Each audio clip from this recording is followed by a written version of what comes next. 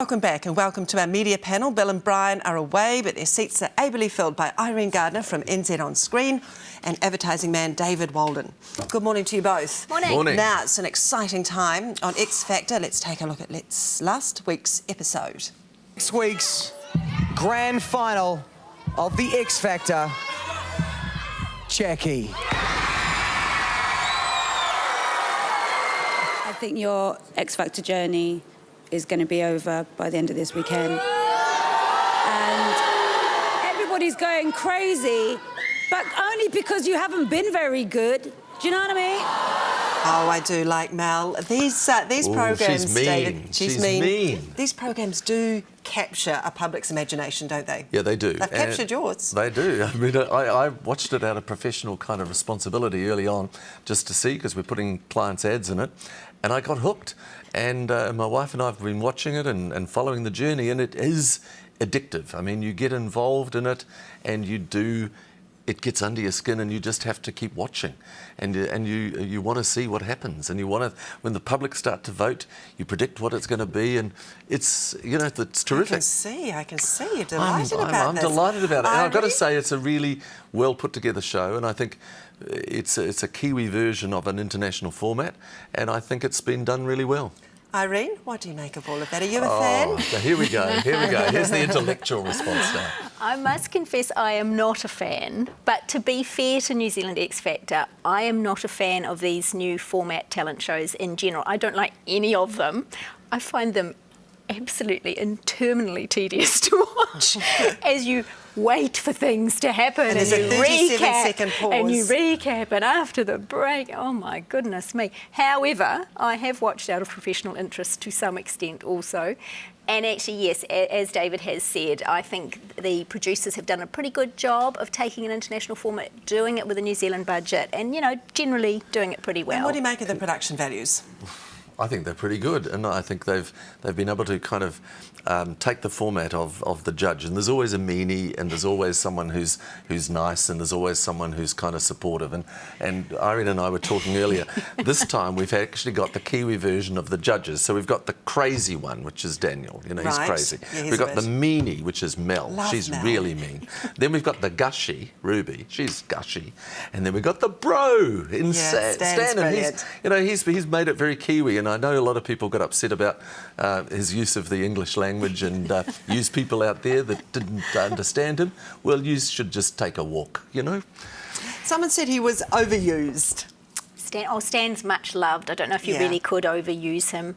And yeah, I mean, I like can him kind too. of cope with his unusual speech. Actually, the one I found most unwatchable was Daniel, who is eccentric to the point of I can't quite cope. Again, to try and be fair about these things, he has had a lot of pop success. Oh, yeah. A lot more than David and I have had. Yeah. Yes. And, he, underneath all the madness, he does occasionally have a good comment. It's interesting, actually, that, from what I can work out of the public, there was a bit of niggle about the judges earlier on, but they seem to have kind of pretty much accepted them now as the series has worn on. But the other thing about this is a classic case of product placement.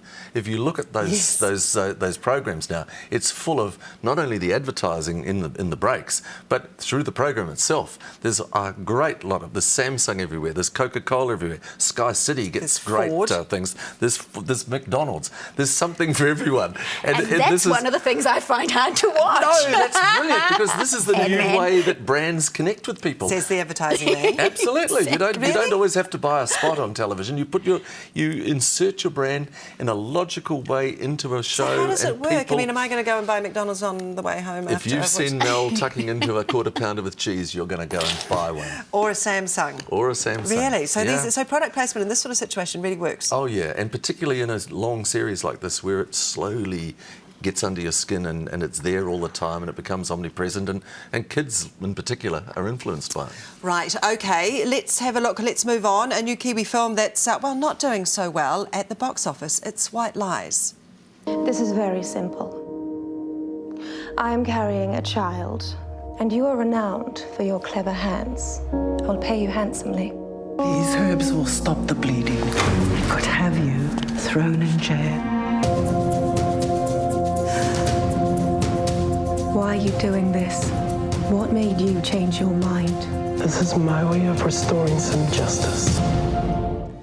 Now, I have to say, this movie, I haven't seen it, but I do want to. But it's had mixed reviews, hasn't it?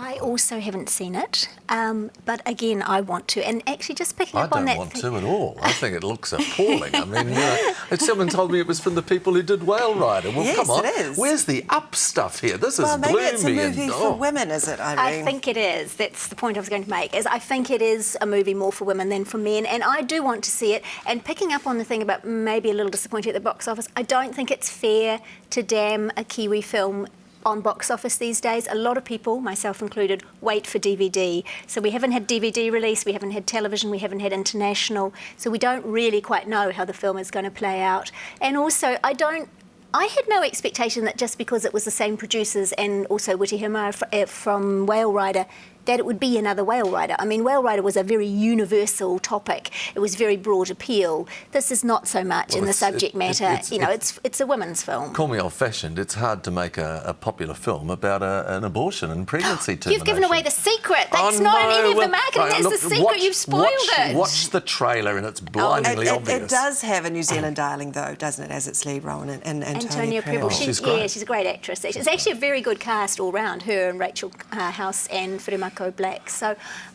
maybe the box office is a little... Well, how much is box office important? Because I think we did a calculation. I had some information here. I think it's had about 330,000 at the box office over the last 3 weeks. I don't know what's deemed a success and a failure at a box office, really, but I guess it's crucial to the film's success more so than, not necessarily, actually, because DVD sale isn't factored into that. Neither is TV screenings, neither is international. So I wouldn't write it off at that stage. And those are not sensationally huge numbers, but I wouldn't say they're a total disaster. So I think, watch the space. Hold back. OK. Now, in other news, not so much here, though, but the New Zealand media has been declared the fourth most corrupt in the world. It's a survey by the Global Corruption Barometer which gauged the opinion of 1,000 New Zealanders. I'm not sure where those 1,000 New Zealanders were. Nonetheless, asked to nominate which institutions may be corrupt, these New Zealanders said it's the jolly media. It was reported with some glee in the Pacific. Here's the Samoa Observer. New Zealand media among 4 most corrupt, it says, and of course that bastion of media freedom, the Fiji Sun. There it is. New Zealand media among corrupt, it says. What do you make of this, Irene? I was quite surprised, actually, because having worked in the New Zealand media for 30-odd years, I cannot ever remember hearing of anything that would be described as a form of bribery and corruption. It's interesting, though, this is people's perception of it rather than any actual it. Yeah. And I wonder what that perception is based on. I wonder whether they're talking about trusting the media and rather than being actual corruption. And I think people are saying, the media are not always telling us everything that we want to know, or perhaps putting a spin on it, and I think that's kind of a trust issue. I don't necessarily think people are taking money for their stories they're writing. I don't think they're deliberately putting out stories to mislead people and try and find some kind of pecuniary gain out of putting out a dodgy story. But the media, to a degree, you are what you get what you deserve. I mean, we don't trust you very much at all. Do we know who put this together?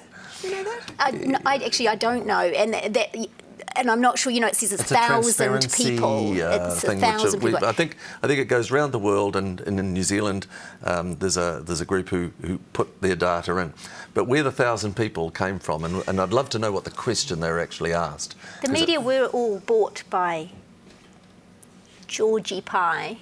I wasn't. And the KFC Double Down. I wasn't. I know, that was pretty atrocious, it's true. When you see journalists sitting there chopping up... But it's not corruption, I don't know if we could put a bit of sort of, actually, in saying that I did eat a pie on camera. We're talking about a hamburger and a pie. It's not exactly corruption, is it? I mean, we're not talking about something that's earth-shattering. I was looking at the fact that you've just given a big publicity push, isn't it, really, by chopping out... But that's not corrun. That might I think maybe it is perception that people think that we're... actually. That people think that journos are, essentially dodgy. I mean, don't we normally stand shoulder to shoulder with real estate agents and car salesmen, and apologies to all. And politicians, yes, we do. So perhaps it is about perception. I think it probably is more than actual. If there's a lot of bribing going on, it's been missing me. Yeah, I think it'd be corrupt if someone leaked what's going to happen on tonight's final. That would be corruption in the media if they leaked out what was going to happen. You won't know tonight. You won't know Tomorrow night. Who's going to win? Who's going to win X Factor? Jackie. You think? I think so too. Girl from Greymouth. Could be Benny. She's great. Could be Benny. Benny from Palmerston North. It's not no, going to no, be no. Whenua. It's Jackie. See, look, I'm trying to join in. I'm trying to be like a teenager. There's a poll in this morning's Herald where they've been out and they've asked. Apparently, it's a 2-horse race. 40% for Benny and Jackie, and Whenua, unfortunately, seems to be behind them. 14%. But who knows? Do you think we've got enough talent to have another X Factor? Oh, cool. It could be the one and only. Yeah, I guess so. No, but you wouldn't want to have one kind of too quickly. Yes, right. We should see. I think there's probably another New Zealand's Got Talent coming up as well. Well, yeah, I think that's going to struggle might be getting a bit with it. thin on the ground. Yeah. All right. David Walden and Irene Gardiner, thank you.